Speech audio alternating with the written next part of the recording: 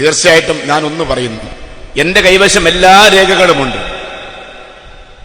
എന്റെ കൈവശമുള്ള എല്ലാ രേഖകളും ബഹുമാനപ്പെട്ട ജിഫ്രി മുത്തുക്കോയ തങ്ങളുടെ കയ്യിലുണ്ട്.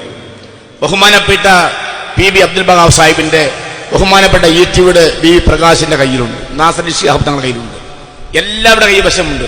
SSLC ബുക്ക് എന്റെ കൈവശമുണ്ട്, ആധാർ എന്റെ കൈവശമുണ്ട്, ഒറിജിനൽ ഐഡന്റിറ്റി കാർഡ് എന്റെ കൈവശമുണ്ട്, അതുപോലെ തന്നെ ഐഡന്റിറ്റി കാർഡുണ്ട്, റേഷൻ കാർഡുണ്ട്, ആധാരമുണ്ട്. ഇതൊക്കെ ജിഫ്രി മുത്തുക്കോയത്തങ്ങളെ കൈവശമുണ്ടെങ്കിൽ ജിഫ്രി മുത്തുക്കോയത്തങ്ങളെ നാട് കടത്താൻ അധൈര്യമുള്ള ഒരു കുട്ടിയും ഇന്ത്യ ഭരിക്കുന്നില്ല എന്നതാണ് നമ്മൾ മനസ്സിലാക്കേണ്ടത്. അങ്ങനെ ആർക്കെങ്കിലും ധൈര്യമുണ്ടെങ്കിൽ, ആർക്കെങ്കിലും ചെയ്യാൻ അവകാശമുണ്ടെങ്കിൽ, ഏതെങ്കിലും തരത്തിൽ അങ്ങനെ ചെയ്യാൻ മുന്നോട്ട് വന്നാൽ നമ്മുടെ ആഭ്യന്തരമന്ത്രി അമിത്ഷായുടെ തോക്കിലെ വെടിയുണ്ട വരുമ്പോ ആദ്യം AP ഉണ്ണികൃഷ്ണന്റെ നെഞ്ചിലേറ്റിട്ട് നിങ്ങൾക്ക് വെടിയുണ്ട ഏൽക്കൂ എന്ന യാഥാർത്ഥ്യബോധം നിങ്ങൾക്കുണ്ടാവണം. നിങ്ങളോടൊപ്പം ഞങ്ങളുണ്ടാവും, ഒരു സംശയം വേണ്ട.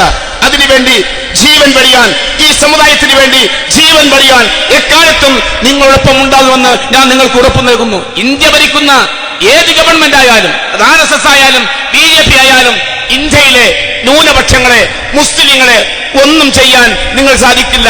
ഇവരെ നാട് കടത്തണമെങ്കിൽ കിഴക്കു നിൽക്കുന്ന സൂര്യൻ പടിഞ്ഞാറസ്തമിക്കുന്ന സൂര്യൻ, ആ സൂര്യൻ പടിഞ്ഞാറ് ഉദിക്കുമ്പോൾ മാത്രമാണ് ഈ സമൂഹത്തെ നിങ്ങൾക്ക് മാറ്റാൻ സാധിക്കുക. ഇന്ത്യ എന്ന് പറഞ്ഞ രാജ്യം സൂര്യൻ പടിഞ്ഞാറ് ഉദിച്ച് കിഴക്കസ്തമിക്കുന്ന കാലത്തെ ഈ സമുദായത്തിന് മേൽ കൈവെക്കാൻ ഇന്ത്യ ഗവൺമെന്റ് സാധിക്കുകയുള്ളൂ എന്ന യാഥാർത്ഥ്യബോധം നിങ്ങൾക്കുണ്ടാവണം.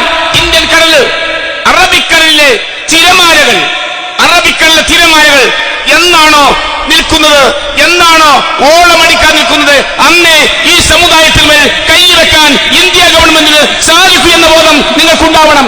ഇന്ത്യ ഭരിക്കുന്ന ഗവൺമെന്റിന് ഈ രാജ്യത്തെ ന്യൂനപക്ഷങ്ങളെ നിങ്ങൾക്കൊരു പോർന്നുമേൽക്കാതെ ഒന്നും സംഭവിക്കില്ല. അതിനുവേണ്ടി ഒറ്റക്കെട്ടായി മുന്നോട്ട് പോകാൻ ഒരുമിച്ച് പോകാം. നന്ദി, നമസ്കാരം, ജയ് ഹിന്ദ്.